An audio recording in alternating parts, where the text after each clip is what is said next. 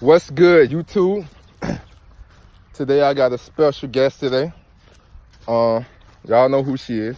Say what's good, say what's good. What's good? And today we're gonna tell a story. But it's not my story though. It's her story. Say what's good again, say what's good again. What's good? Mama Deezy gonna tell y'all a story about the one time she showed her Sherwood side. Because a lot of people feel like Nick just be so innocent. You know what I'm saying? Like she just America's angel. But that's not really the case. Back in the days before our time, you know what I'm saying? Nick used to be about that action.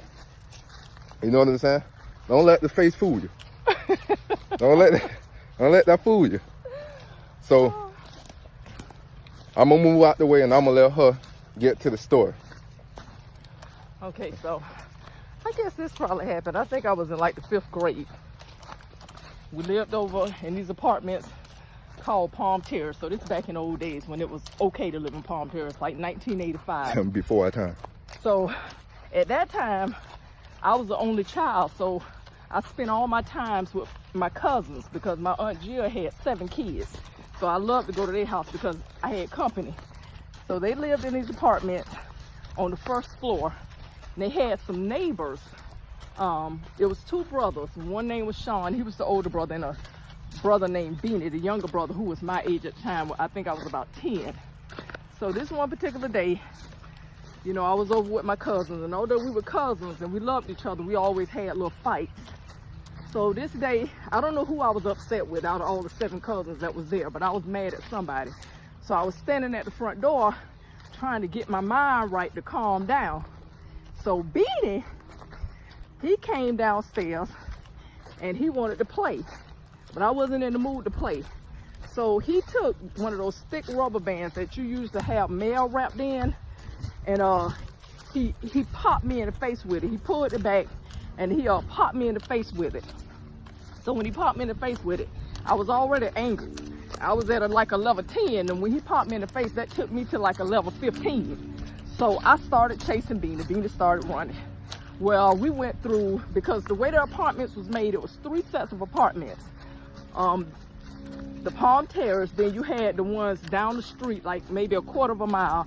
Then there was another area called a village. So all 3 of these complexes were within each other, although they were separate complexes. So I chased Beanie all the way down to the one that was like a 1/4 mile away from where we lived. Chased him through the entire complex. It was a pretty big complex, but I chased him, I couldn't catch him. So then he ran all through the village. I chased him all through the village, couldn't catch him. I spent maybe an hour chasing him. Hard work, with dedication. him running, and I'm running back and forth. Then next thing I know, it's another 30 minutes because I saw him. So when I was about to give up, I saw him, but then I started chasing him again. He thought it was fun. Hour and I 30 spent over minutes. an hour. It was like an hour and a half when it was all said and done. But just when I got too tired, because it was hot out there, it was during the summer, and decided to go home. I ain't got that much willpower in me no more to do something like that, but I decided to go home. And just as I was going home, and I was coming up the back of the building, Beanie was tiptoeing upstairs because they lived directly above where Gwen them lived. So he was tiptoeing upstairs to go home, but he didn't know if I was downstairs, so that's why he was tiptoeing to keep anybody from hearing it. So when I saw him, he didn't see me because I was behind him at the bottom of the steps. So I was trying to find something to hit him with, but the only thing that I could find was a log. Well, somebody was put it out there. They was getting ready to have some crabs. Log. Yeah, I picked up a log. He had to pick it up with 2 hands, and because I was so mad, I was strong. So when I picked up the log and I started coming over there, just as Beanie was about to hit the top step, he heard me behind him and he turned around. As soon as he turned around and then made the turn to go running, I threw the log. And I just intended to hit him, but the log hit him in the back of the head.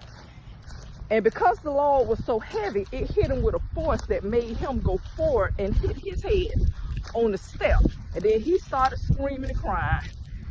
I took off running because I knew I was in trouble and ran into the door. But it just so happened that my aunt was standing at the door, so I shot past her to go to the back of the house to get away.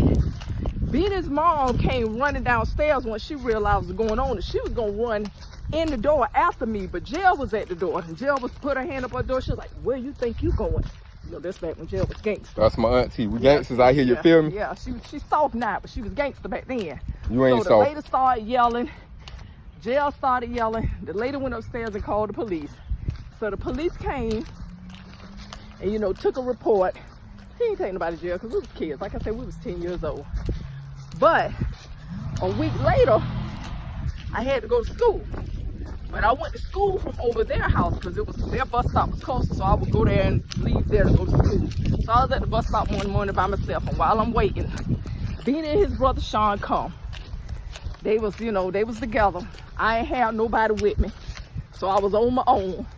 So when they came, Sean, it was kind of like the little tree branches like this. Sean had picked up a little tree branch, and he gave it to Beanie. He told Beanie to come and hit me in the face with it. So Beanie came. He hit me in the face with, I think I got a little scar. Is it on this side or this side? My little scar, that's my battle scar. So Beanie hit me in the face. You feel me?